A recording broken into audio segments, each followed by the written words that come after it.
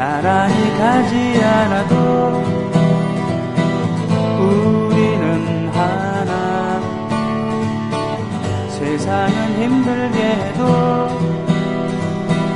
우리는 조합원, 우리는 하나.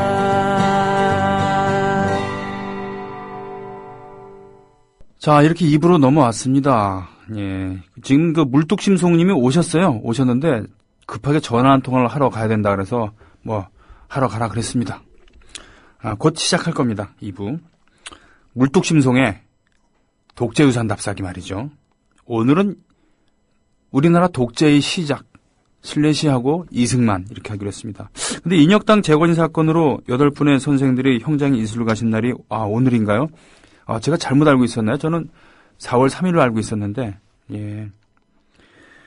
사도 요한님, 프랭크 시나트라의 마이웨이 좋다고.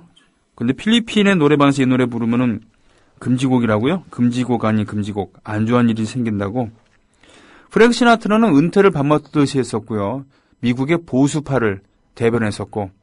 그렇기 때문에 레이건이 대통령 됐을 때 뉴욕 오래된 노래인데 그 노래 불렀다고 해서 그 노래를 싱글로 발표했는데 그걸로 그래미상을 수상하기도 했었고 마쿠 실력자였으며 마피아와랑도 친했던 그런 인물이었죠.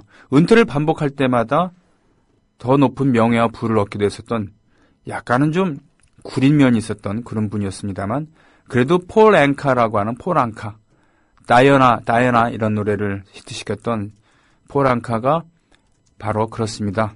이 프랭크 시나트라에게 헌정한 곡이 이 노래였죠. 이 노래가 영화의 사운드 트랙으로 남아공인가요? 거기서 만든 마라톤을 주제로 했던 영화인가? 예, 거기 사운드 트랙으로 사용되기도 했습니다만 하여튼 이 노래 자체는 좋아요. 예. 자, 이렇게 주절주절 떠드는 순간에 물뚝심송님이 오셨습니다. 자, 시그널 들어갑니다.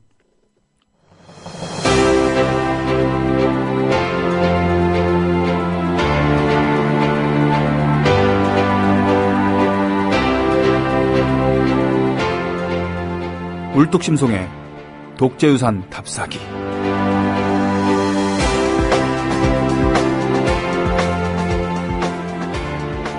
자, 파틀 어슈님께서 적어주신 바대로 숨쉬는 트윈머신 물뚝심송님 오셨습니다. 독재유산 답사기 잘 듣겠습니다 하셨습니다. 저 물뚝심송님, 근데 그 트위터에 이미지가 저 심슨이잖아요. 예, 호모 심슨이죠. 예, 왜 그래요, 저? 그 시초는 저희 집에 계시는. 예.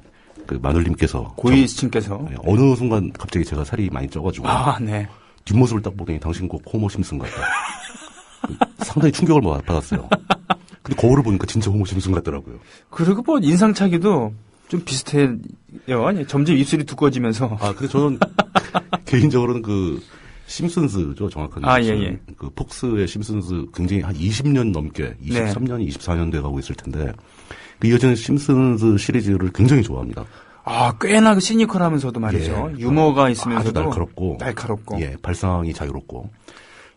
그래서 저도, 심슨의 이미지가 크게 나쁘지 않다. 네. 예. 아주 어리숙해 보이지만, 또 어떤 때는 굉장히 천재적인 일도 막 해내고. 그사이보다는 이제 소시민의 성격을, 미국 소시민의 성격을 대변하는 듯한 그런 건데, 마치 애니메이션을 보는 미드 같아요. 맞아요. 그죠? 그 중요한 시사현상이 생기면 다 채용을 해서 설명을 합니다. 심지어는 북한에 계시는. 네. 우리나라에 대한 얘기도 많이 나왔어요. 김패밀리도 나오고 말이죠. 이번에는 제가 정확하게 잘 모르겠는데, 데이비드 레터맨이라고. 은퇴하셨다고 했죠. 유명한 그 토크쇼 사회자가 은퇴하는 걸 기념하기 위해서 헌정 영상도 만들어서. 그 토크쇼에 심슨 패밀리가 다 출연하는 이런 영상을 만들기도 하고. 그렇군요. 마이클 잭슨이 출연한 적도 많고요. 미국의 대중문화를 쭉 보면은 뭐라 그러나 쉽게 좀 싸가지가 있는 듯한 모습들이 많이 보입니다.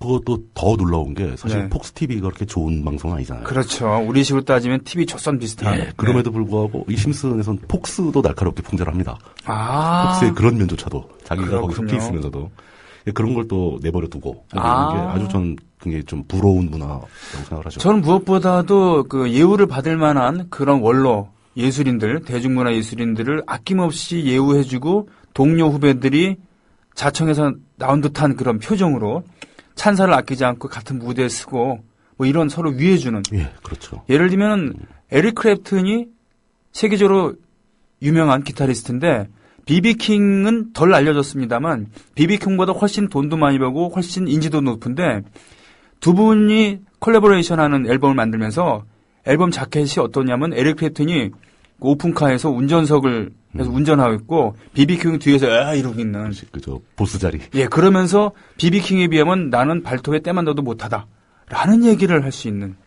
그런. 그게 뭐 실제로 진짜로 네. 그렇게 생각을 하는 건지 아니면 네네. 사람들한테 보여주고자 하는 건지는 저는 정확히 모르겠지만 네. 최소한 보여주기 위한 행동이라도 그렇게 개념 있게 한다는 것은 그렇죠. 좀 부러운 면이 있다라는 그렇군요. 거죠. 예. 사회적인 성공을 모든 것의 잣대로 생각하고 뭐 인기가 많다고 선배 예술인들을 좀 우습게 생각하는 네. 이런 거는 옳지 않죠. 그런 면에서 이제 그것은 한 사회의 그런 싸가지. 네, 그런 얘기인데. 사회 전반의 싸가지를 그렇죠. 대변한다고 볼 수 있는 오늘 일부에서 거죠. 우리 진보의 싸가지가 좀 없지 않느냐라는 얘기를 이렇게 좀 그걸 조단조단 얘기했습니다만 사실 역사가 바로 세워져 있는 나라라고 한다면 사회 전반적인 싸가지가 어느 정도 그 틀이 잡혔겠죠. 그러니까 쉽게 얘기해서 그냥 그 속어로 싸가지라고 표현을 하지만 네. 그 표현은 즉 그 사회의 문화적 척도라고 볼 수 있는 거죠. 수준. 예, 네. 문화적 수준. 네네. 예. 그래서 이제 비판 기준 그런 근데 그렇게 되니까 평가 기준 뭐 크라이테리아라고 예. 보통 얘기를 합니다만 독재 정권에서 신음하는 그런 나라의 이런 문화적인 척도라든가 또는 평가 기준 이것이 높을 리가 없다는 거죠. 그렇죠. 예, 뭐 왜냐하면 구조 자체가 왜곡되어 있는 거니까. 예, 그래서 오늘 물뚝심성의 독재유산 납사기 인토레이언 본편 첫 시간입니다. 예. 자, 시작해 주시죠. 요즘에 날씨가 굉장히 좋아졌습니다. 네. 전형적인 봄 날씨를 보여주고 있고요. 봄 되면 항상 그 섬에 이 아름다운 꽃들이 많이 만발을 하죠. 네. 그 서울에서는 제일 유명한 게 이제 뭐 오래된 그 궁터. 네네. 그러니까 뭐 덕수궁이라든가 이런 그 왕궁터도 있지만. 네. 그 여의도 윤중로의 벚꽃이 굉장히 화려하게 피죠. 예, 맞습니다. 예. 그 여의도에 사람들이 그 여의도에 공원도 있고, 네. 국회의사당도 있고, 뭐 굉장히 현대적인 건물들이 많습니다. 현재 우리나라에서 가장 높은 빌딩도 여의도에 존재하고 있어요. 그 아주 유명한 뭐 지방에서 올라오신 분들은 다 한 번씩 들러보는 그렇지만 정작 서울 사람들은 안 가는 63 빌딩도 있고요. 마치 남산타워 같은 네, 느낌의. 비슷한 거죠. 예, 예. 거기에 이제 무슨 뭐 증권거래소가 있다 보니까 네. 그 대형 금융사들은 여의도에 빌딩을 하나씩 다 갖고 있죠. 네. 그 일종의 그 한국의 월스트리트 같은 개념도 거의 구현돼 있고요. 또는 한국의 맨하튼이라고. 네, 맨하튼 역할도 하고 있는 네네. 거죠. 근데 그 여의도에 가게 되면은 그 한강을 그 전두환 정권 때부터 한강을 개선한다는 명분 하에 네. 한강을 굉장히 인공적인 하천으로 만들어 버렸습니다. 그렇죠. 예, 그러니까 한강 그 강변을 다 이렇게 인공적인 제방을 쌓고 예, 시멘트로 예, 덮고 축조해버리고 예. 또 그리고 강변에 도로를 만들고 네. 한강의 북쪽 강변에는 강변 북로가 있고 네. 남쪽에는 이제 올림픽대로가 있고 네네네. 이런 식으로 도로가 생기고 이렇게 해서 사실상 한강은 자연 하천이라기보다는 무슨 마치 인공적으로 만든 하천 같은 느낌을 갖게 되었는데요. 네. 저는 개인적으로는 그게 그렇게 좋은 방향은 아니라고 생각을 합니다. 예, 뭐 사실은 제가 70년대, 77년에 서울 왔을 때만 해도 그런 일이 없었으니까 잠실대교 북단 예. 거기 모래밭이 있었거든요. 거기서 우리가 헤엄치고 놀았어요. 그럼요. 더 과거로 올라가면 한강변에는 강수욕장이라고 해서 네. 모래사장이 있고 해수욕장과 대비되는 개념으로 네네네. 강에 있는 모래사장에서 여름에 사람들이 수영도 하고 네. 뭐 그런 일도 많이 있었고 매운탕집도 옆에 있었고 매운탕집도 있고 그다음에 심지어 마포 쪽에 뭐 이런 데 가면은 주택가에 붙어 있는 한강에서는 동네 아주머니들이 나와서 빨래도 하고 아, 그렇습니까? 예. 뭐 그랬던 곳이 한강인데 지금은 이제 그런 게 다 사라져 버렸죠. 네. 그러면서 이제 부수적으로 생긴 게 그 고수부지라고 한참 부르다가 그 일본식 한자로 쓰지 말자라고 얘기를 하는데 이제 한강 강변에 네. 그 비가 와서 강물이 넘치면은 이제 잠겨버리는 땅이지만 네. 평소엔 쓸 수 있는 곳을 그 시설을 만들어서 네. 그 한강 시민공원이라고 이렇게 쭉 만들어놨습니다. 만들었어요. 강북에도 있고 강남에도 있고 네, 다 있습니다. 맞습니다. 예. 근데 이제 우스운 게 한강변에 시민공원을 그렇게 많이 만들었는데 이 시민공원에 가는 길이 별로 없어요. 예. 왜냐하면 한강 남북변에 다 대형 도로가 있기 때문에. 그렇죠. 그냥 사람들이 자유롭게 왕래할 수가 있는 공간이 아닌 거예요. 그러다 보니까 그 진입로를 만들어줄 수밖에 없는 거죠. 그래서 그게 대부분은 도로 밑으로 터널 형태로 되어 있고 또 어떤 곳은 육교로 넘어가게 되어 있고. 보통 토끼굴, 네. 쥐구멍 이런 식으로. 토끼굴이라고 많이 부르죠. 네네. 뭐 성내에도 있고 뭐 여의도에도 있고. 우리 잠원에도 있어요. 우리 집 근처에. 그 한강변에 자전거 도로에서 자전거 타시는 분들이 토끼굴을 애용을 하시죠. 저도 오늘 그거 타고 왔습니다. 예, 뭐 그렇게 돼 있는데 제가 왜 여의도 얘기를 계속 길게 하고 있냐면은 사실 이 여의도가 그 일제 때부터 시작해서 우리나라의 역사에 격변하는 과정을 가장 상징적으로 잘 보여주는 곳이기 때문에 그렇습니다. 와, 두둥. 예. 그래서 그 중에서도 특히 아마 요즘 젊은 분들은 거의 잘 모르실 텐데 조금 과거로 돌아가면 여의도 공원, 여의도 시민공원 있는 자리에 지금 막 숲이 조성돼 있고 공원처럼 돼 있잖아요. 네. 거기가 굉장히 넓은 콘크리트 광장이었어요. 아스팔트 광장이었습니다. 두시쿵. 예. 네. 그게 그 광장의 이름이 5.16 광장이었어요. 꽈두둥. 그때 5.16 광장이 그 넓은 그 아스팔트 공간을 뭐로 썼냐면 대부분 거기 가서 자전거를 탔습니다. 네. 자전거 빌려서 타고 막 뭐 이렇게 롤러스케이트 타고. 롤러스케이트 타고 그랬어요. 그런데 그 공간이 사실은 그전에는 공항이었습니다. 비행장이었어요. 예. 정식 여의도 공항이라는 국제공항의 자격도 있던 공항입니다. 김포국제공항이 만들어지기 전에. 예. 대단한 일이었죠. 그런 그 여의도의 역사가 지금 현재 우리가 찾아볼 수 있을 만한 곳은 그 여의도에 가면은 여의도 옆에 있는 한강 시민공원으로 가는 그 토끼굴이 있는데 거기가 여의도 비행장 역사 터널이라고 해서 지금 전시가 돼 있습니다. 예, 양옆에 이렇게 있어요. 안창남 뭐 비행기도 거기 가보시면 있고. 역사가 쫙 있고 여의도 비행장의 역사도 소개가 돼 있고. 네네네. 그 여의도 안에 또 가보면은 저기 그것도 있습니다. 대한민국 공군 창군 60주년 기념탑도 있습니다. 맞아요. 공군 창설을 그쪽에서 했어요. 그 공군 창설 창군 기념탑이 왜 여의도에 있느냐? 여의도에 공항이 있었기 때문에. 공항이 있었기 때문이에요. 거기서 실제로 공군이 창군을 했습니다. 그러니까 기지가 있었다는 겁니다. 공군 기지도 있었고 민간 공항 시설도 있었고 관제탑도 있었고 다 있었습니다. 이 여의도 공항, 여의도 비행장의 역사에 대해서 한번 제가 설명을 쭉 드리게 되면은 거기서부터 대한민국이 건국이라고 보면 좀 애매하죠. 임시정부도 있었으니까. 근데 이제 47년, 48년 그때 이제 해방 이후 건국 과정이 거의 고스란히 담겨 있고. 거기에서 이승만 대통령이 해외를 간다거나 해외에서 국빈이 방문을 한다거나 했을 때 그 환영 행사가 다 여의도에 있었습니다. 그렇습니다. 여의도가 비행장이었기 때문에. 메가더도 글로 들어왔습니다. 글로 들어왔어요. 그리고 뭐 거기서 벌어진 일들이 되게 다양하게 있기 때문에 그 역사를 간단히 좀 설명을 드리고자 이 여의도를 첫 아이템으로 잡은 겁니다. 자, 이럴 때 배경음악이 나와야 되는데, 빠빠빠빰 이런 거라던가. 공항의 역사를 따져보려면은 비행기의 역사부터 봐야죠. 그 인류가 만든 최초의 비행기. 그게 그 라이트 형제가 만든 플라이어라는 비행기였죠. 1903년도였어요. 가솔린 엔진을 탑재했고. 그게 무려 약 한 30초 정도 비행을 합니다. 처음에는 그렇게도 못했어요. 약간 이렇게 점프하는 개념이었죠. 겨우 그랬었는데. 그러니까 그게 상징적인 의미가 굉장히 큰 게 동력기였다는 거죠. 그렇습니다. 그 전에 이제 뭐 연이라든가 이렇게 기구라든가 뭐 그런 것들은 많이 있었습니다. 참고로 말씀드리면 몽골피해 형제가 프랑스에 기구 발전에 커다란 역할을 했었고 릴리엔탈이라고 하는 글라이더의 영웅이 있었는데 그 사람을 보면서 라이트 형제가 꿈을 키우게 됐었는데 사고로 죽죠. 그렇죠. 그리고 동력 비행기를 연구하다가 결국 좌절한 랭글리라고 하는 사람도 있었는데 맞습니다. 그래서 미국에 굉장히 주목할 만한 그 우주 그리고 센터 이름 중에 하나가 랭글리라는 이름을 넣었습니다. 그 사람을 기념하기 위해서. 그 증기 기간은 매우 큽니다. 무겁고. 그래서 가솔린 엔진을 만들어야지 작고 가벼운 엔진이 되는데 그걸 성공시킨 게 자동차에서 칼 벤츠, 고딩러 다이물러 같은 사람이고 비행기에서는 바로 라이트 형제였던 거죠. 윌버와 오빌.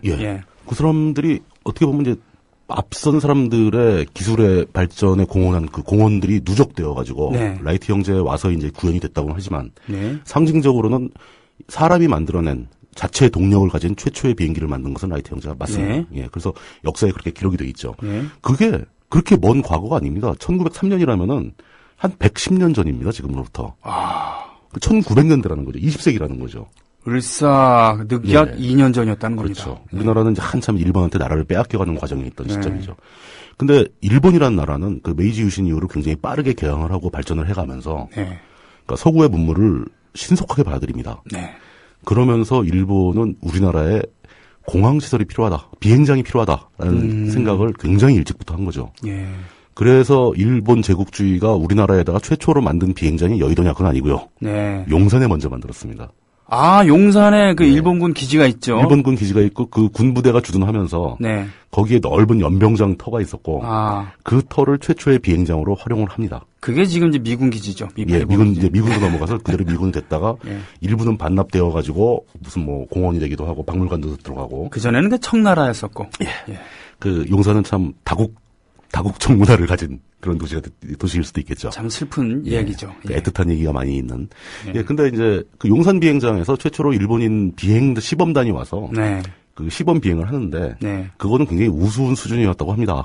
이렇게 겨우 이륙했다가 착륙하는 정도. 우수한 수준이 아니라 우스운 수준. 네. 근데 그것만으로도 그 당시 서울에 살던 그 조선 사람들은 굉장히 충격을 먹었다고 합니다. 경철 동지한 일이 있겠죠. 예. 사람이 하늘을 날다. 저런 기계 덩어리가 막 시끄럽게 막 붕붕붕 거리더니 하늘을 날아오른다. 이럴 수가. 세상이 바뀌었구나. 뭐 이런 느낌을 준 거죠. 네. 그랬는데 용산 비행장은 사실 비행장이라고 보기보다는 연병장의 성격이 더 강했기 때문에 그 여의도에 더 제대로 된 활주로를 만들고 네. 비행장 시설을 만들기 시작합니다. 네. 그 전까지 여의도는 그 여의도의 이름의 어원이 또 있어요. 그러니까 아, 그래요? 예, 여의도는 과거에는 너섬이라고 불렀답니다. 너섬? 예. 유? 예, 너섬이 두 가지 의미가 있는데 네. 하나는 넓은 벌판 섬이라는 얘기가 있고 예. 하나는 당신 너. 유. 예, 그게 왜 그랬냐면은 여의도는 조선시대 때까지는 이게 주라고 불리우기도 하고 도라고 불리우기도 했습니다. 그래요? 그 말뜻은 그게 섬인지 아니면 육지에 붙어 있는 건지 네. 그게 애매하다는 뜻이죠. 평소에는 여의도는 영등포에 붙어 있는 땅이었습니다. 아, 예. 그 삼각추 형태로 이렇게 돌출되어 있는 반도 네네네네. 형식으로 그리고 한강이 여의도를 이렇게 돌아서 마포 쪽으로 해서 흘러가는 그런 그런 곳이었고 네. 심지어 그 전에 올라가면은 그 여의도와 서강대교 사이에 밤섬이라고 또 섬이 하나 있거든요. 네. 다시 생겼습니다. 다시 생겼어요. 없어졌다가. 없어졌다. 예. 점점 커지고 있어요. 지금. 그 얘기도 또 나오게 될 텐데 그 밤섬과 여의도도 이어져 있었다고도 합니다. 네. 뭐 그랬는데 그 일본 그 땅은 근데 문제는 평소에 비가 안 오면은 이렇게 땅이 노출돼 있다가 이어져 있고. 예, 비가 오면 다 잠겨버리는 땅이었던 거예요. 한강이 범람하면서. 예. 그래서 그 비가 많이 오면은 여의도 그 면적 전체 중에서 아주 일부, 이제 그때 지명은 양말산이라고 합니다. 양말산. 네. 조그만 언덕 같은 산이 하나 있었어요. 예. 그 양말산이 있던 자리가 바로 현재 국회의사당 자리입니다. 산을 깎아버리고 거기다 국회의사당을 만든 거예요. 아, 그렇군요. 예. 그 양말산 끄트머리만 무리로 조금 나와 있고, 또 물이 빠지면 그 넓은 땅이 다시 또 드러나고. 그래서 이 속설로는 그 여의도 주변에 사는 그 한강변에 사는 사람들이 저 섬을 가리키면서 저 섬 너 가져라. 아무 쓸모없는 땅이다. 농사도 못 짓는다. 그냥 모래사장에 풀만 무수하고 네. 뭐 고려 때는 거기다 이제 목축을 했다는 기록도 있는데 목축을 하다가도 여름에서 비 많이 오면 가축을 다 치워야 되는 거죠. 경상도 말로 그럼 니 해라. 네, 니 해라. 그래서 너섬이었다. 그런 것도 있고 또 하나는 그 땅이 워낙 넓으니까 네. 넓은 섬이다 그래서 이제 너섬이라고 불렀다는 얘기도 있고. 예. 그거를 강제로 너섬을 그대로 한자로 번역하다 보니까 너 여자를 써가지고 여의도가 된 겁니다.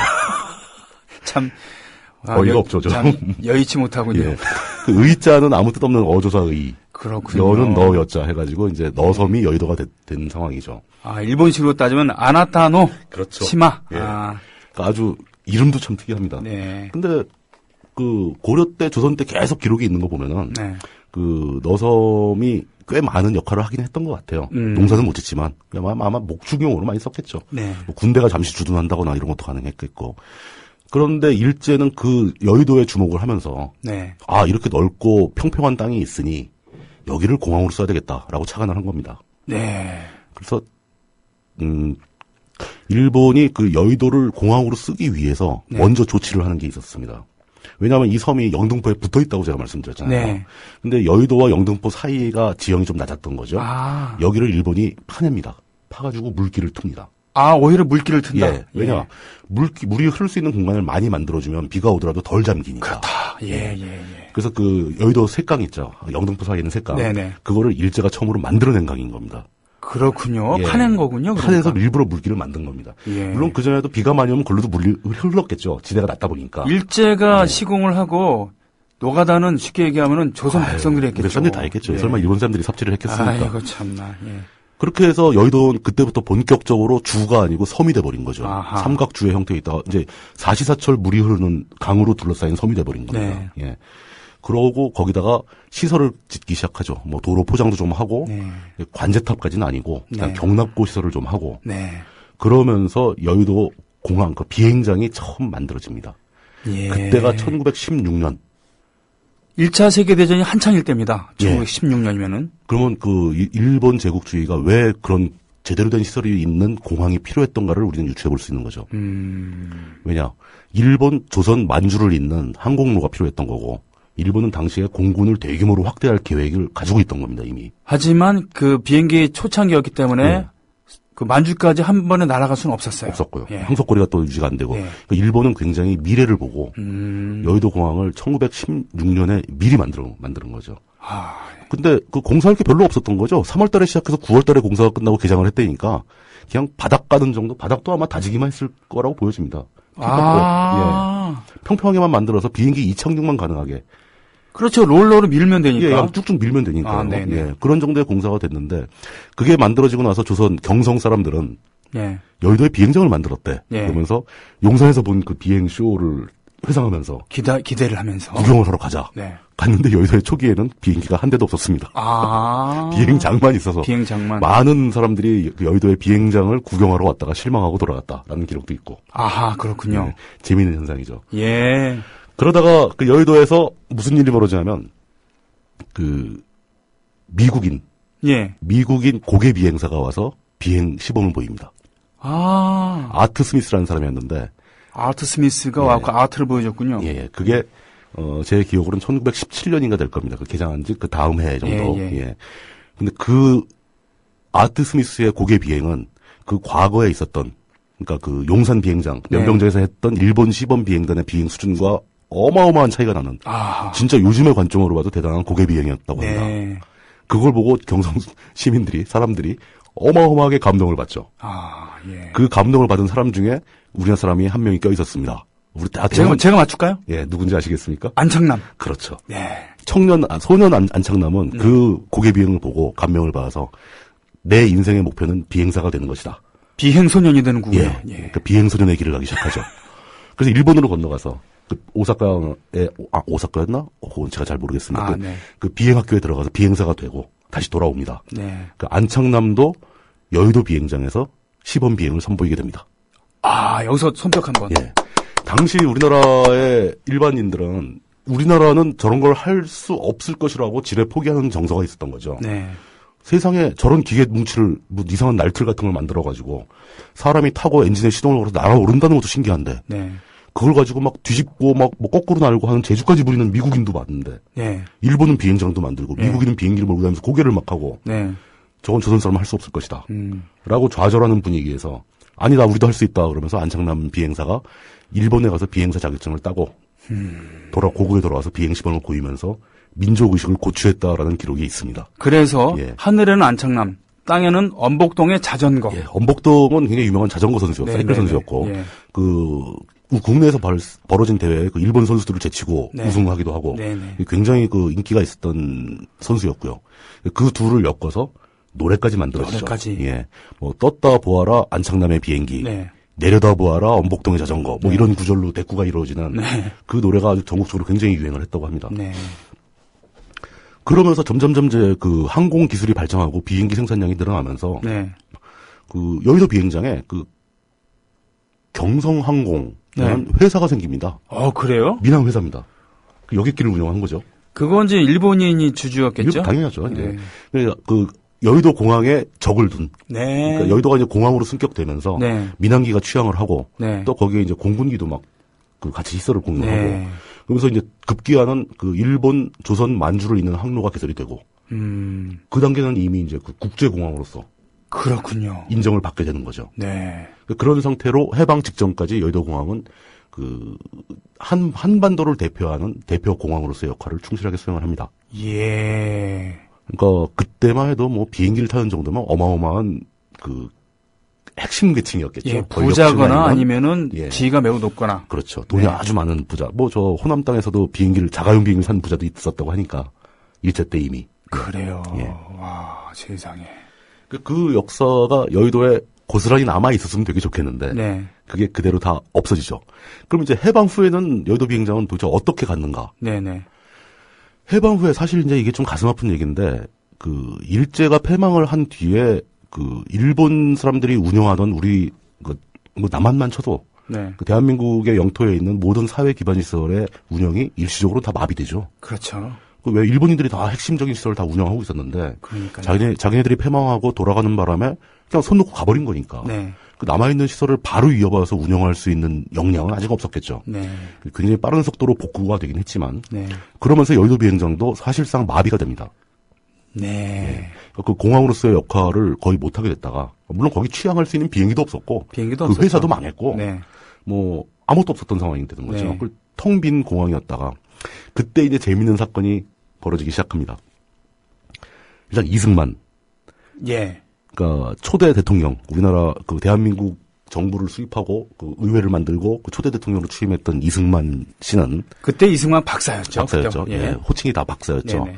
미국에서 이제 귀국을 해야 되는데 네. 당시에 이제 우리나라가 사실 솔직히 말해서 자력으로 해방된 게 아니지 않습니까? 그렇죠. 그러다 보니까 이 한반도에 우리 손으로 정부를 수립할 수 있는 기회는 일단은 빼앗겼던 상태로 출발을 했죠. 네. 그때 뭐 얄터 회담도 있었고 뭐 미국과 소련이 협상을 하고 이 강대국들의 선택에 의해서 우리의 운명이 휘둘리던 시점입니다. 네. 그러다 보니까 이 남한을 먼저 점령한 쪽은 미국 군정이었죠. 그렇죠. 북한은 소련군이 진출을 하게 되고 그 미국 군정의 입장에서는 그 유력한 독립운동을 수행하던 유력한 임시정부의 인사들이 남한에 빠르게 입국하는 것을 굉장히 안 좋게 생각을 했죠. 저했죠. 저했다라는 표현이 정확하겠죠. 네네. 못 들어오게 막았습니다. 그렇죠. 이승만은 이제 당시에는 국가 개념이 없었으니까 여권을 미국 정부로부터 여권을 발급받아야 비행기를 타고 우리나라에 들어올 수가 있는데 네. 미국 국무성의 방해로 여권이 안 나오는 거예요. 아 그때만 해도 미국이 이승만을 좀 경계했었군요. 이승만은 꽤 유명 인사이긴 했습니다. 네. 미국도 그렇고 소련도 그렇고 일본에서도 그렇고 네. 유럽 쪽에서도 이승만의 이름을 아는 사람은 꽤 많았습니다. 자기 홍보를 할 줄 아는 사람이었어요. 한 게 없어서 그렇지 유명하긴 했어요. 예, 그러니까 뭐 아무도 안 찍어준 뭐 임시정부 대통령 명함을 자기가 독단적으로 찍어서 갖고 다니기도 했고. 그렇죠. 예, 그것 때문에 탄핵된 적도 있고. 그렇죠. 예, 뭐 그랬지만 그래도 이제 그 프린스턴 출신 아닙니까? 맞아요. 예, 그 박사 학위를 땄고. 네. 최초죠, 그것도 우리나라에서. 네. 그런 사람이기 때문에 꽤 이런저런 활동을 통해서 많이 유명해지긴 했어요. 그러니까 그 사람이 한국에 남한에 복귀하는 것을 미국 정부 입장에선 가급적 미루고 싶었던 거겠죠.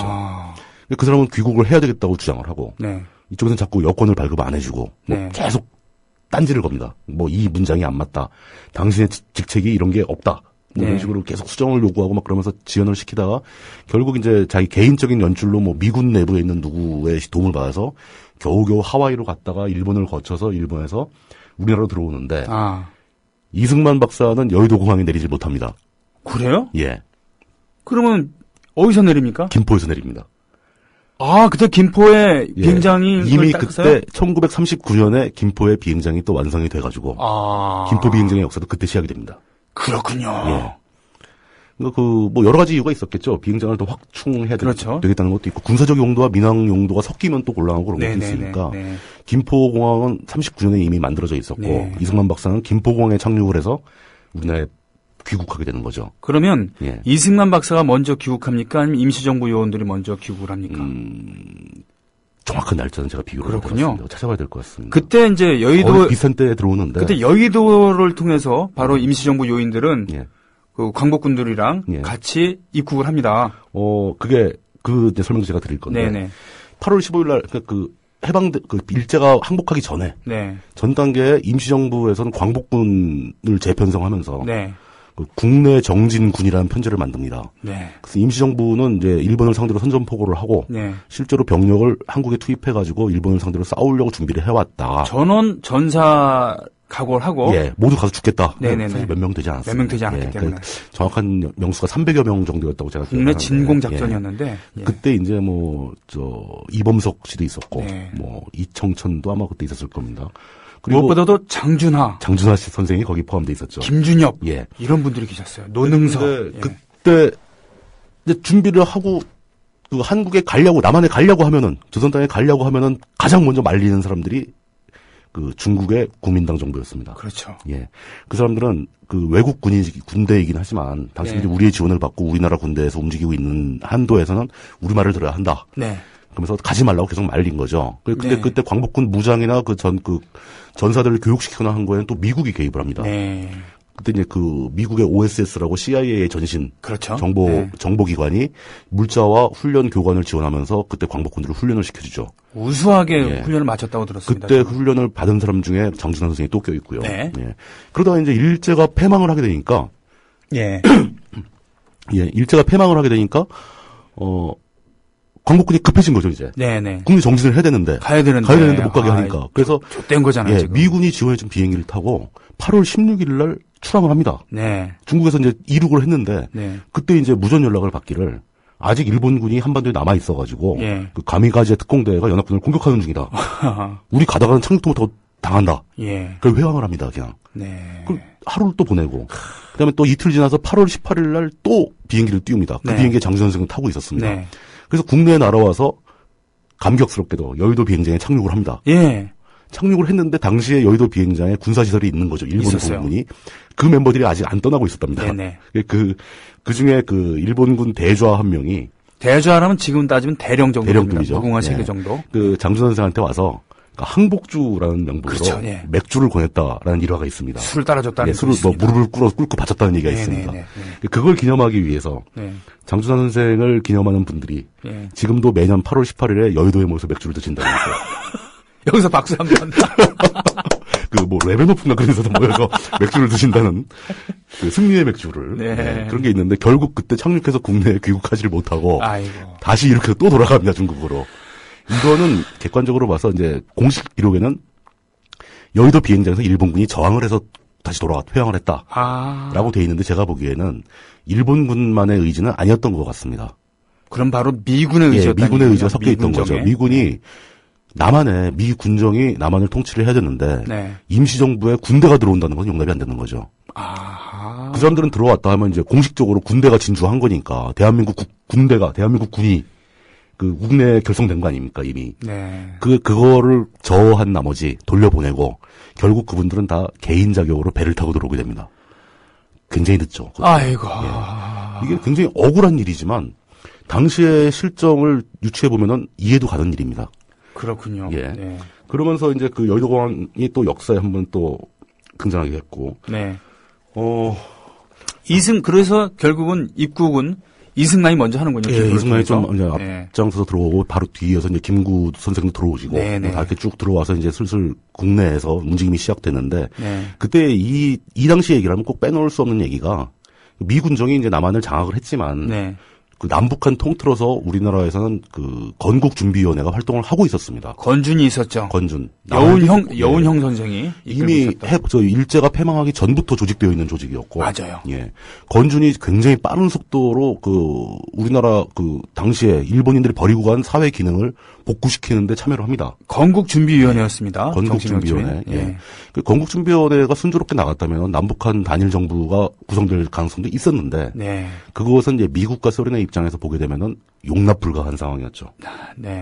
그 건준도 불법 단체로 규정을 받고 해산당하고 심지어는 국군준비대라고 해서 건준에서 이렇게 준비한 군사 조직이 있었는데 이 조직은 김두한 패거리에서 무참하게 깨집니다. 그 깨진다는 건 이제 막 박살을 내는 거죠. 진짜 그야말로 와서 난동을 부리면서 집기다 때려 부수고 사람을 해치기도 하면서 사람도 막 때리고 다치게 하고 심지어 죽이기까지 했습니다. 테러도 막 자행했고 이제 그렇게 되면서 그 여의도공항은 또 해방 직후 6.25 전쟁 전까지 혼란기에 또 다시 대한민국의 공항의 역할을 수행을 하게 됩니다. 그러면서 여의도공항에서 대한민국 공군이 창군되는 행사가 있었죠. 거기서 이제 원래는 이제 상해 임시정부에도 그 대한민국 공군이 있었습니다. 있긴 있었어요. 그게 명칭이 공군은 아니었고요. 육군 항공대였죠. 하긴 2차 세계대전 때도 미국에 공군이 없었어요. 에어포스가 없었고 그냥 육군 항공대였습니다. 육군 항공대가 많았죠. 그 공군은 나중에 창설되는 기간이 있는데 그때 대한민국 임시정부도 우린 굉장히 우습게 생각할 수 있지만 미국의 조종사 후보생들을 보내서 네. 정식 비행 교육을 마친 6명의 조종사를 보유한 육군 항공대가 있었습니다. 이야. 비행기는 없었어요. 이런. 돈이 없어서.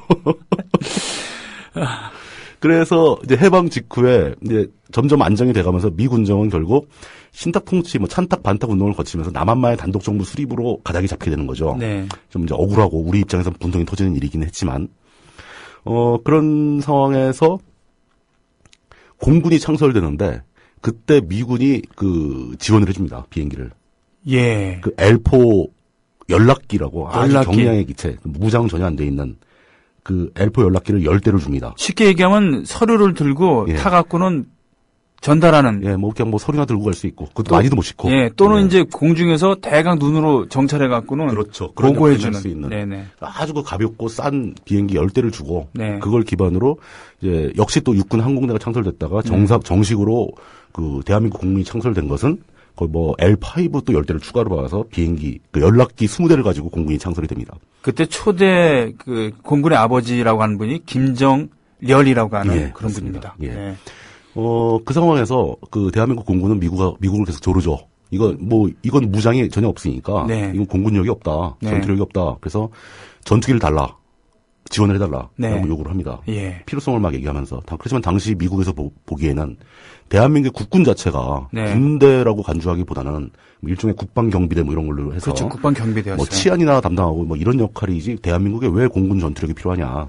맞아요. 예. 그러면서 거절을 합니다. 그래서 그때 전쟁 발발 이전까지 우리나라엔 전투기도 없었고 탱크도 없었습니다. 탱크도 없었죠. 예, 그레이하운드라는 이름의 바퀴가 6개가 달려있는 그리고 포는 30몇 미리 포. 그래서 조그만 포가 달려있는. 예, 적의 전차를 절대로 제압하지 못하는 그런 경정찰 경무장 장갑차밖에 없었어요. 그 정도였죠. 예. 미국이 전투기를 주지 않겠다라고 거절을 하자. 네. 우리나라에서는 또 새로운 움직임이 등장을 하죠. 네. 미국이 안 준단다. 네. 우리가 돈 모아서 사자. 전국적인 모금 운동이 벌어집니다. 예. 당시 돈으로 약 3억 5천만 원 정도를 모금을 했다고 합니다. 3억 5천만 환이었겠죠, 그때는. 예, 엄청난 돈이네요. 그 돈을 가지고 여기저기 수배를 했는데 미국은 이제 팔지 않겠다고 거절을 했고. 결국 캐나다의 T6 텍산이라는 기종을 10대를 사옵니다. 네. 근데 그 기종도 거의 연습기 수준이었다고 하죠. 하지만 눈물겨운 일이네요. 예, 눈물겨운 일이죠. 아마 당시 공군 창설에 관여했던 분들은 이 얘기 들으시면 또 눈물이 핑 도는 감동적인 장면이었을 수도 있습니다. 그래서 중간에 제가 또 간섭을 하자면은 이렇게 되면 이제 물뚝심송님의 팬들은 손병에 넌 왜 이렇게 자꾸 끼어드냐 이러는데 물뚝심송님한테 잠깐 휴식이 필요해요. 그러니까 저 혼자만 계속 떠들면 쓰러집니다. 예. 해군 같은 경우는 해군 같은 경우는 그때 이제 돈을 모아갖고 우리나라 해군의 아버지가 누구냐면은 손원일입니다. 이분은 바로 맞습니다. 손정도 목사의 아들인데 손정도 목사는 일제시대 때 소년 김성주를 후원하기도 했었던 만주에 있었던 민족주의자죠. 나중에 김일성이 되었지만. 근데 이 손원일 제독이 중심이 돼서 해군을 창설했는데 전투함이 없단 말이에요. 배가 없었죠. 그래서 해군 장사병들이 돈을 모아서 또 성금까지 모아서 배를 삽니다. 배를 사러 미국까지 가갖고. 그렇죠. 창설 수뇌부들이 그때 이제 손원일 제독은 없었습니다만 그걸 갖고서는 하와이까지 와요. 몰고. 하와이에서 떼 빼고 광냅니다. 막 칠도 하고. 예. 막 노가다 하는 거예요. 예. 무장은 빈약했습니다만 그걸 했어. 그리고 탄약도 사고. 예. 그리고는 그렇게 떼 빼고 광낸 다음에 하와이 아니면은 샌프란시스코인가 하여튼 미국 땅에서 성대의 의식을 치르면서 교포들 모아놓고 격려도 하고 그럽니다. 일종의 진수식이죠. 예. 그러면서 눈물을 펑펑 흘렸다고 해요. 백두산함이 초창기에 부산 앞바다에서 한국전쟁 초창기에 유격대원들을 싣고 온 북한의 배를 침몰시킵니다. 오, 전공이 있네요. 예, 그래서 전사자도 나옵니다만 그때 유격함을 막아내지 못했으면 부산에서도 혼란이 생겼다는 얘기죠. 부산까지 전선이 확대되는 거죠. 그렇죠. 예, 이러한 일화가 있었다고 합니다. 이게 우리나라 해군 초창기 이야기죠. 자. 다시 마이크와 카메라를 물뚝심송하게. 그렇습니다. 예. 그렇게 아주 빈약한 모델로 시작한 공군이었지만 그 공군이 창설된 장소가 바로 여의도 공항이었고요. 거기에 공군 기지가 들어서고 전쟁이 발발하게 되자 미국도 급해지고 모두가 다 급해졌죠. 네. 그래서 막 그때 이제 막 미국에서 전투기를 막 지원을 해주고, 네. 당신들도 이걸로 싸워라. 네. 우리도 하겠지만 그러면서 이제 막 그때 뭐 샀던 텍산기도 활약을 했다고 합니다. 조종사가 2명이 하는 건데 네. 무장이 없으니까 네. 폭격 기능이 없으니까 조종석에 폭탄을 싣고 올라가서 손으로 던지는. 심지어 수류탄을 던지기도 했대요. 급할 땐 수류탄을 던져야 되는. 뭐 전과는 빈약했지만 그렇게 눈물겹게 싸운 그런 기록이 있다고 하고 그 공군의 근거지도 여의도 공항이었다는 거. 그런 식으로 여의도 공항은 계속 역사 속에 자기 모습을 드러냅니다. 그렇군요. 네. 그리고 전쟁 끝난 뒤에는 여의도 공항이 점점 발전하면서 정식으로 국제공항으로 승격이 됩니다. 네. 그러면서 여의도에 비행기도 많이 내리고 네. 또 유명한 이제 미국의 유명한 정치인이라든가 국빈들이 방문할 때 또 영국의 무슨 귀족이 올 때 이럴 때 계속 이승만 대통령이 직접 여의도 공항에 나가서 네. 환영 행사를 하고 거기 비행기에 착륙을 하고 이런 식으로 굉장히 그러니까 그 50년대 말까지는 중요한 역할을 수행한 거예요. 그러면은 예. 조 디마지오랑 마릴 몰라가 결혼하고서 예. 신혼여행을 돌면서 예. 우리나라에 온 적도 있었거든요. 있었습니다. 한겨울에? 예. 그때도 여의도 비행장으로 왔을 가능성이 높겠군요. 그게 몇 년도인지 모르겠는데. 1952년인가 3년인가 예. 하여튼 한창 전쟁 중이었을 거예요. 그 여의도의 그 민간 항공 국제공항으로서의 기능이 네. 58년에 넘어갑니다. 아, 그러면 그 전이에요. 예. 그럼 확실합니다. 그거는. 그러니까 53년도 전쟁이 끝날 무렵 해가지고 여의도 공항이 이제 국제공항으로 승격이 됐다가. 네. 예. 그 다음에 58년 1월 달에. 네. 그 경기도 양서면에 있는 그 김포국제공항으로 민항 기능을 완전히 이전을 하게 됩니다. 김포군 양서면인가요? 그러면? 예, 김포. 근데 사실 그게 그 김포공항이라는 이름도 되게 웃기는데 그 김포에 오래 사시던 분들은 다 아시겠지만 그 김포국제공항은 김포에 있지 않고 서울에 있습니다. 아, 행정구역은 서울입니다. 아, 그렇군요. 예. 근데 그 당시에 이제 예전에 서울시 행정구역이 되게 작고 네. 김포군의 면적이 넓었을 때 네. 김포군의 한 끄트머리에 있어서 김포공항이라고 불리웠는데 하긴 경기고등학교도 서울에 있어요. 아 그럼요. 네, 뭐 그런 게 한두 가지가 아닙니다. 마포고등학교는 강서구에 있습니다.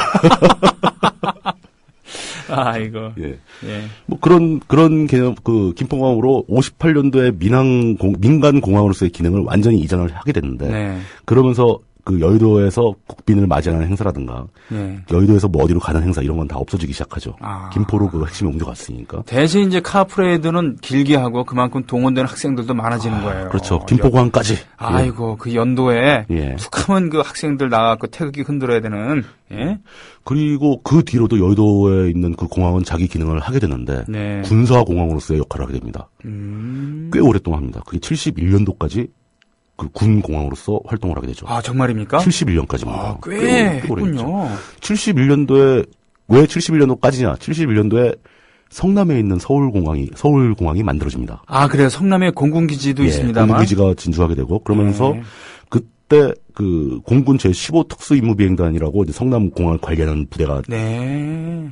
생기고 거기에 여의도공항의 군사적인 기능이 모두 넘어가게 됨으로써 여의도는 비행장 또는 공항으로서의 기능을 마감하게 되는 거죠. 그래서 지금 대통령이 전용기 타고 왔다 갔다 할 때 항상 서울공항에 가죠. 예. 서울공항에 헬기도 많이 내리고 비행기 그 대통령 전용기가 서울공항에 있습니다. 네. 대통령이 뭐 가오가 있지 뭐 김포공항이나 저 인천공항에 갈 수는 없잖아요. 아 그렇군요. 그 줄 서가지고 막 티켓팅하고 이러면 안 되잖아요, 대통령. 아 잠깐요.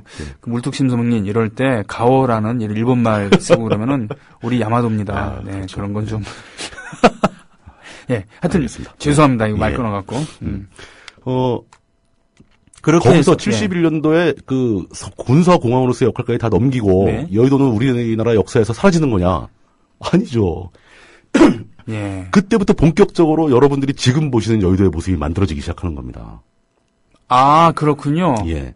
그때 이제 일본 사람들이 일제 때 색강을 만들므로써 범람의 위험을 줄였다고 하지만 공항으로서 기능을 하는 도중에도 여름에 홍수 나면 맨날 잠겼다고 합니다. 아, 무슨 잠수교도 아니고 그러니까요. 말이죠. 네. 그러니까 이제 서둘러서 김포로 옮긴 거죠. 민간 항공이 취항할 수가 없으니까. 뭐 군대야 비 오면 잠기면 좀 잠시 빠져 있으면 되고. 자, 되게 웃겼겠다. 지금 저기 외국에서 비행기가 오는데 승객 여러분 죄송합니다. 비행기가 물에 잠겼기 때문에 헐주로가 물에 잠겨서 이렇게 되는 거잖아. 그래서 박정희 정권은 아예 여의도를 재구성하기로 마음을 먹죠. 네. 그때 이제 대규모 토목이 막 벌어집니다. 가장 뚜렷한 것은 그 여의도와 연결되어 있다시피 한 바로 옆에 있던 여의도와 서강 사이에 있던 네. 밤섬을 폭파시켜버리죠. 섬을 날려버립니다. 통째로. 예. 다이너마이트를 대규모 집어넣어가지고 섬을 다 때려 부수고 그냥 물에 잠기게. 물길을 그냥 뚫어놓는 물길을 확대하기 위해서. 네, 섬이 네. 또 가로막고 있어서 물이 더 잘 넘친다. 예. 그 섬을 치워버리자. 네. 물 잘 흐르게. 네. 그 밤섬을 폭파시키고 제방을 쌓고 하면서 그때부터 여의도는 거의 물에 안 잠기는 땅이 됩니다. 그러니까 그 제방을 쌓는 게 그게 윤중로가 되는 건가요? 그렇죠. 그러면 윤중제. 네, 윤중제가 되는 거죠. 이게 사실 일본식 한자죠. 예. 네. 박정희 정권 때까지만 해도 일본식 한자는 아주 일상적으로 쓰였습니다. 윤중로, 윤중제 이런 것도 그렇고. 사실 각하라는 말도 일본식 한자예요. 예, 그렇죠. 박정희 대통령 각하. 네. 예. 박정희 본인 스스로가 일본 육사 출신이고, 네. 일본 문화에 정통한, 일설에 의하면 한가한 날 밤중에 청와대 지하 영사실에서 사무라이 필름 틀어놓고 사무라이 영화 보고 일본 군가 부르고 그러고 맞아요. 구 네. 일본군 승마복 입고서 돌아다니기도 하고 또 술 먹으면 일본 노래들 또는 일본의 그 하이쿠 있죠. 그렇죠. 이런 걸 하기도 하고 그렇다고 하죠. 그랬다고 합니다. 그러면서 박정희 정권이 밤섬을 날려버리고 한강을 정비하면서 네. 여의도를 개발하기 시작하는 거죠. 예. 그래서 여의도 비행장이 있던 터에 거기도 뭘 지을 것이라고 사람들이 생각했는데 네. 박정희 정권이 유사시에는 여기도 다시 공항으로 활주로로 쓰일 수가 있어야 한다. 그래서 깔끔하게 아스팔트로 포장을 해버립니다. 아하. 그 넓은 그래놓고 그 광장 이름을 자기가 만들었으니까 5.16 광장이라고 이름을 붙입니다. 저 어렸을 때만 해도 어른들은 여의도라고 안 부르고 대부분 5.16 광장이라고 불렀습니다. 아하. 저도 거기서 막 놀고 그랬던 기억이 나는데. 아니, 그 5.16 광장에서 툭 하면 집회하고 그래갖고. 예, 그렇죠. 제가 아직도 마지막으로 동원대에 갔던 집회는 뭐냐면, 그 당시 이웅평 소령이 미국이 몰고 왔다고 환영대회를 5.16 광장에서. 네, 5.16 광장에서 했죠. 5.16 광장에서 했을 때. 어렴풋이 기억이 납니다. 제가 집이 어디였냐면은 성동구 자양동이었거든요. 그때 522번 버스를 타고서는 굉장히 돌아갔고는 여의도 근처까지 왔고 거기서 걸어서 한강을 넘어서 522번 버스 저도 기억나는데요. 예, 아주 이렇게 노선이 길었거든요. 예, 맞습니다. 네, 그리고서는 광장 가고 태극기 흔들고 그리고는 그때 날씨가 별로 안 좋았는데 다시 한강 마포대교 꾸물꾸물 사람들이 많았으니까 건너가고 522번 다시 타고 와갖고는 배고파서 정말 힘들었습니다 그때. 네. 저도 그때 전 어려서 집이 마포였거든요. 네, 가까운 여의도를 걸어서 갈 수 있는 거리에 살았습니다. 예. 여의도를 자주 놀러 갔었죠. 가서 이제 자전거도 많이 타고 여의도 공원 만들어지고 막 그럴 때 네. 한강변 공원 만들어지고 할 때 거기에 대부분 그냥 허허벌판 운동장들이었습니다. 다. 거기 가서 축구도 하고 야구도 하고. 그래서 놀았죠. 평상시에는 5.16 광장에서 자전거 대여점들 또 이제 롤러스케이트 대여점들이 판을 치고 있었고 한쪽에는 무기를 전시하는 그게 이름이죠. 반공전시관 이런 식으로. 그런 거 비슷하게 해서 6.25 때 썼던 무기들 쫙 전시해 놓고. 6.25 때 썼던 무기들 B-29도 이렇게 있었고 넓으니까 한쪽에 그런 무기들 저 어렸을 때 그런 거 관심 많아갖고 성남에 살고 있을 때인데 여기까지 와갖고 구경하고 그랬어요. 그 전시관에 전시된 비행기 중에 상당수가 여의도 공항에서 퇴역한 비행기들입니다. 두시궁. 그렇군요. 수송기라든가 아주 단발기 가벼운 거라든가 그런 게 여의도 공항에 있던 비행기를 퇴역했던 곳을 경납고에 보관하다가 성남으로 들고 갈 수가 없으니까 그대로 여의도에 그 공항 전시관을 만들어버린 거죠. 세상에. 아무튼 그 박정희 정권은 5.16 광장을 적재적 잘 활용을 했고 그 마지막보다도 제가 기억하고 있는 대규모 정치 집회도 거기서 가끔 있었는데 특히 87년 그 대선 때 말이죠.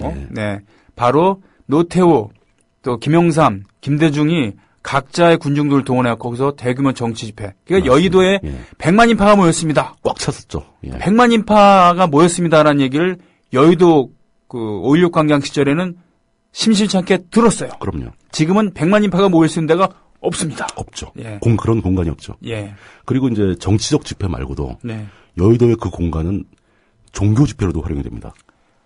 맞아요. 빌리그레엄 목사가 와갖고. 그러니까 국제적으로 기독교 행사가 벌어진다 그러면 거기 모여서 또 그러고. 집회에 왔을 때 조영남이 옆에서 노래 부르다가 눈에 띄어가고 빌리그레엄이 잡아갖고선 미국 데리고 가갖고는 공부도 시키고 전도 집회 돌아다니기도 하고 그랬습니다. 그때 말로 요즘도 그런 표현을 쓰는데 그 대규모 부흥회가 여의도에서 무지하게 열립니다. 천주교, 예. 개신교 할 것 없이 경쟁적으로 했어요. 예. 그게 이제 여의도 광장, 5.16 광장 내에서 막 하기도 하고, 네. 그 한강변에 있는 그 강변 공원에서도 많이 하기도 네네네. 하고, 백사장에서 하기도 하고, 뭐, 그 우리나라의 대형 교회가 성장해가는 과정에서 네. 여의도는 아주 굉장히 중요한 역할을 감당해 줍니다. 순복음교회가 거기 생긴 게 예. 바로 그런 연유에서 나오는 거죠. 그렇군요. 순복음교회가 저 강쪽에 많이 붙어 있고요. 예.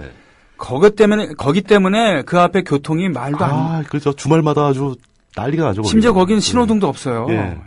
그 차가 그냥 나래비를 쓰죠. 예. 여의도를 잘 보면은 우리나라 근현대사가 다 보입니다, 거기에서. 아, 네. 그렇게 하면서 급기야 여의도의 명물인 그 첨단 건물이 들어서죠. 그 양말산을 다 깎아내고. 예. 거기에 국회의사당을 설치하는데. 그거를 설계하신 분이 고 김중업 선생인가 김수근 선생인가는 매우 유명한. 굉장히 유명한 건축자인데 네. 원래는 뚜껑이 없었던 거래요. 예, 맞아요. 그런데 이 정치권에서 뚜껑이 있어야지 폼난다. 그래서 그렇게 권위적으로 보이는 건물이 생겼다라고 하더라고요. 만약에 뚜껑이 없었다면은 네. 굉장히 그리스식 건축 양식이잖아요. 그렇죠. 파르테논 신전 같이 미랍통평한. 그게 훨씬 멋있었지 않을까 싶은데 네. 그 억지로 뚜껑을 씌운 것에 대해서는 네. 일설에 의하면 유사시에 저 뚜껑이 열리면서 마징가제트가 나온다. 네, 역시 군사 대국이에요, 우리나라는. 네. 실제로 나올 수 있는지 뭐 그런 것은 제가 장담을 못 드리고. 그리고 나서 이제 여의도에 그 넓은 땅이 그대로 확보가 되니까 네. 거기에 대규모 개발이 또 들어가게 되는 거죠. 네. 물론 이제 뭐 증권물에서 들어가고 뭐 각종 빌딩들 막 들어서기 시작하고 또 한때는 여의도에 있는 그 아파트들이 또 부의 상징이 되기도 하고 네. 요즘엔 좀 한물 같지만. 네.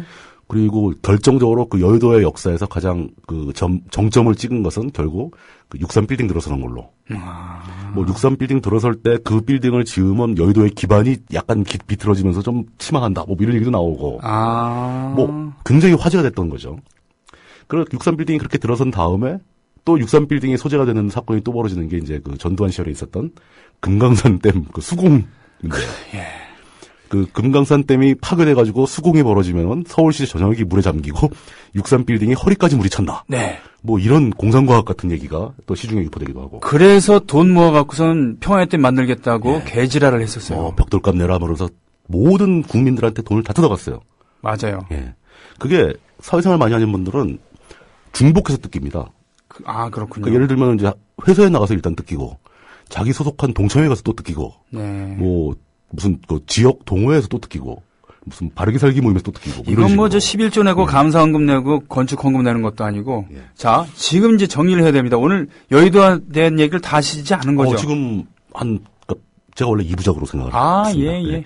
이 여의도의 얘기를 왜 독재유산 답사기에 넣었는가에 대한 본격적인 설명은 다음 주로 미루는 수밖에 없게 됐네요. 자, 물뚝심송의 독재유산 답사기 오늘 순서 마치겠습니다. 고맙습니다. 감사합니다. 네.